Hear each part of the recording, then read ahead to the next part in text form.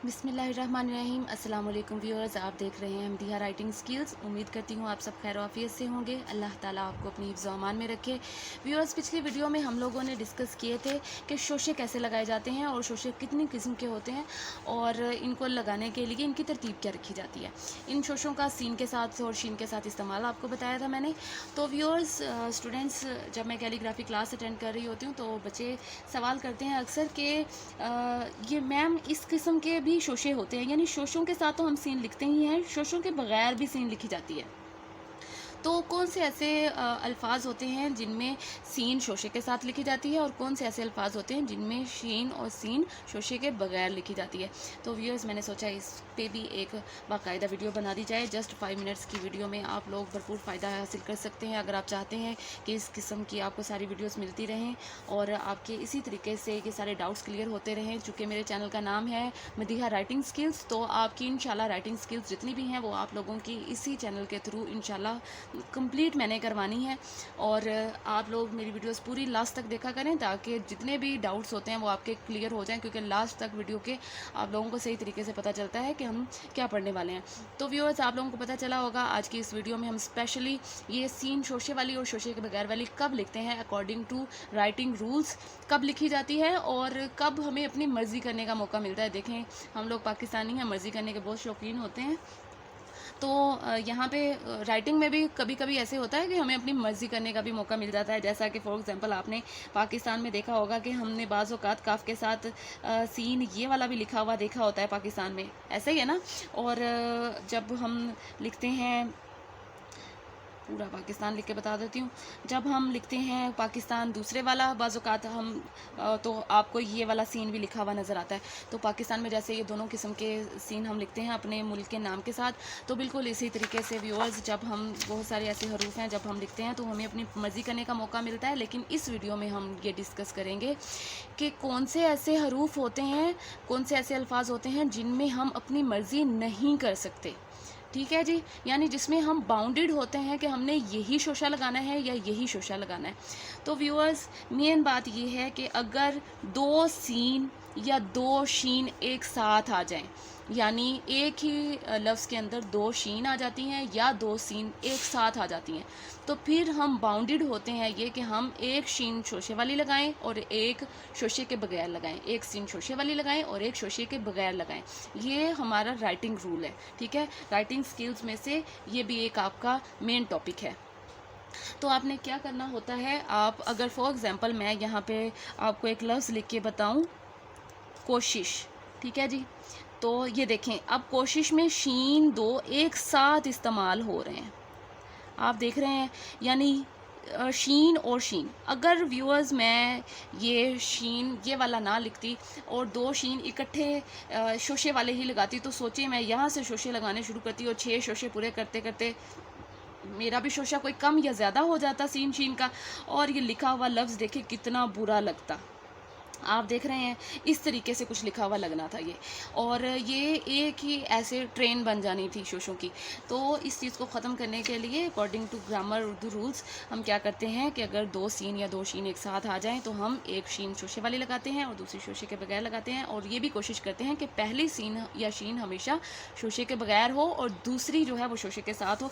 जैसे कि हम अक्सर लिखते हैं वर्ड सिस्टम, ये देखें, पहली सीन शोशे के साथ लगाई मैंने, दूसरी शीन शोशे वाली लगाई और फिर अगला शोशा बड़ा करके गोलाई वाला लगाया, और इस तरीके से मैंने ये सिस्टम लिखा। ठीक है, ये देख रहे हैं आप, इसमें भी दोनों सीन के सेंटर में कोई और हर्फ नहीं था इसलिए। जैसे कि एक और लफ्ज़ लिख के देखते हैं हम, ससुराल, ये है, इसमें भी दो सीन इस्तेमाल हुई हैं। व्यूअर्स, ये जो बहुत सारे ऐसे अल्फाज होते हैं जिनमें ये लास्ट वाला जो शोशा होता है वो मेहराब वाला लगाया जाता है, कोना नहीं लगाया जाता उसका। और उसकी वजह क्या है, जब रे फैमिली वाले जो भी हरूफ हैं उनके साथ कोई शोशे वाला हर्फ आ जाए तो वो गोल क्यों होता है, इस पर मैंने एक स्पेशल वीडियो बनाई है, आप लोगों को वो भी देखनी है। तो आप लोग मेरी वीडियोज़ जो हैं वो रेगुलर देखा करें ताकि आपकी कोई क्लास मिस ना हो। तो व्यूअर्स, मैं आपको नेक्स्ट वीडियो में इंशाल्लाह ये भी बताऊंगी कि वो अल्फाज के शोशे क्यों ख़त्म हो जाते हैं जब हम रेड ए के साथ इन अल्फाज को लिखते हैं। तो आपको समझ आ गई है, अगर सीन शीन इकट्ठा लिखा हुआ है और 2 सीन या 2 शीन इकट्ठे आ गए हैं, तो फिर हम बाउंडेड हैं कि हमने क्या करना है, हमने दोनों सीन और दोनों शीन शोशे वाले नहीं लिखने, बल्कि एक शोशे के बगैर लिखना है पहले वाला, और दूसरे वाला शोशे के साथ लिखना है। पहला शोशे के बगैर और दूसरा शोशे के साथ, ठीक है। इसी तरीके से अगर फॉर एग्जांपल हम यहाँ पे एक और वर्ड की प्रैक्टिस कर लेते हैं, मैं आपको लिख के बताती हूँ। ये मैंने लिखा है, मैं शशधर लिखने लगी हूँ, यानी हैरान रह जाना, ठीक है। तो ये देखें, इसमें भी शीन और शीन दोनों इकट्ठे साथ में इस्तेमाल हुए थे। तो ऐसे जिन अल्फाज में जिनमें सीन और शीनी एक साथ इस्तेमाल हो और सेंटर में कोई और हर्फ ना आ रहा हो, तो इसमें आप लोगों ने क्या करना होता है, आपने इसमें पहला शीन और सीन शोशे वाला और दूसरा शोशे के बगैर लिखना है। अब यहाँ पे ये बात आ रही है, अगर सीन और शीन 2 आ रहे हैं एक ही लफ्ज़ में, लेकिन उनके सेंटर में एक और हर्फ आ रहा है। फॉर एग्जाम्पल जैसे यहाँ पे मैं लिखूं किशमिश, ठीक है। ये देखें, इसमें देखें 2 शीन ही इस्तेमाल हुए हैं, लेकिन इनके सेंटर में मीम आ गया है। तो फिर क्या किया जाता है, व्यूअर्स कोशिश करते हैं कि हम ये सीन और ये शीन ही इस्तेमाल करें, यानी पहला शोशे के बगैर और दूसरा शोशे के साथ ही इस्तेमाल करें, लेकिन इसमें हमें अपनी मर्ज़ी करने का मौका होता है। क्यों? यानी क्योंकि इसके सेंटर में एक और हर्फ आ गया, जैसे मीम आ गया इसके सेंटर में, 2 शीन के सेंटर में। तो इसमें क्या होता है, हम अपनी मर्ज़ी कर सकते हैं, यानी चाहें तो दोनों शोशे जो है शीन और शीन के शोशे जो हैं वो कोने वाले बनाएं, ये ना बनाएं, यानी इसमें हमें अपनी मर्ज़ी करने का मौका मिलता है। अगर 2 सीन और 2 शीन के सेंटर में कोई और हर्फ आ गया है, तो हमें मर्ज़ी करने का मौका होता है। जैसे कि फॉर एग्जांपल मैं यहाँ पे लिखती हूँ शीशा। अब देखें, इसमें भी 2 शीन एक साथ आई हैं, लेकिन यहाँ पे चूँकि मुझे अपनी मर्ज़ी करने का मौका था, तो मैंने क्या किया, मैंने पहला शीन भी शोशे वाला लिखा और दूसरा शीन भी शोशे वाला लिखा। क्यों ऐसे मैंने किया? क्योंकि मुझे अपनी मर्ज़ी करने का मौका मिला, सेंटर में एक और हर्फ आ गया था, ठीक है जी। अगर तो सेंटर में कोई भी और हरूफ तहजी का हर्फ आ रहा है, तो फिर आपकी मर्ज़ी होती है कि आप ये वाला शीन लगाएं या ये वाला शीन लगाएं। लेकिन अगर 2 सीन और 2 शीन ऐसे आ जाते हैं जो जुड़े हुए हैं और उनके सेंटर में कोई और हर्फ नहीं आ रहा हरूफ तहजी का, तो फिर आपको according to rules writing skills आपने क्या करना होता है, पहला सीन जो है वो शोशे के बगैर लगाना होता है और दूसरा शोशे के साथ लगाना होता है। जैसे अब एक नाम है, तो ऐसे शमशाद हम लिखते हैं, तो उसमें भी ये चूँकि मीम आ गया है, तो अब भी आपकी मर्ज़ी है कि आप पहले वाला शीन शोशे वाला लिखना चाहते हैं या शोशे के बगैर लिखना चाहते हैं।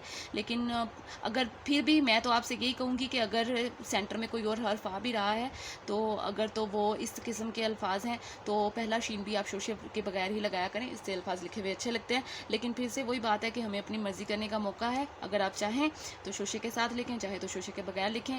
सिर्फ उस सूरत में कि अगर सीन या शीन के सेंटर में कोई और कोई और हर्फ नहीं आ रहा हो, तो तब आपने सिर्फ सीन पहला जो है वो शोशे के बगैर लगाना होता है, दूसरा शोशे के साथ लगाना होता है। तो ये जितने अल्फाज की हमने प्रैक्टिस की है व्यूअर्स, इन सब की ये मेरी वीडियो लगा के बार बार देखें, ताकि आपकी जितने भी डाउट्स हैं शोशे को लेके वो सारे के सारे क्लियर हो सकें। मैं उम्मीद करती हूँ कि आप लोगों के ये सारे डाउट्स क्लियर हो चुके होंगे सीन और शीन के अल्फाज में जितने भी शोशे वाले हरूफ आते हैं। और अगर आप लोगों ने मेरी पिछली वीडियो नहीं देखी है जिसमें मैंने शोशे की प्रैक्टिस करवाई है कि शोशे कितनी किस्म के होते हैं और अल्फाज में इनकी तरतीब क्या रखी जाती है, तो मेरी पिछली वीडियो भी ज़रूर देखें और इससे इस्तेफादा हासिल करें और बार बार वीडियो लगा के देखा करें, ताकि जितने रूल्स मैं आपको बता रही हूँ, राइटिंग स्किल्स आपको बता रही हूँ हर लेक्चर में, वो आपको अजबर हो जाएँ। जब आपको अच्छी तरह से याद हो जाएंगी कि मैंने क्या रूल्स बताए हैं, तो फिर लिखते हुए आप उसकी ईजिली इम्प्लीमेंटेशन कर सकेंगे। उम्मीद करती हूँ व्यूअर्स आपको आज की मेरी वीडियो भी पसंद आई होगी।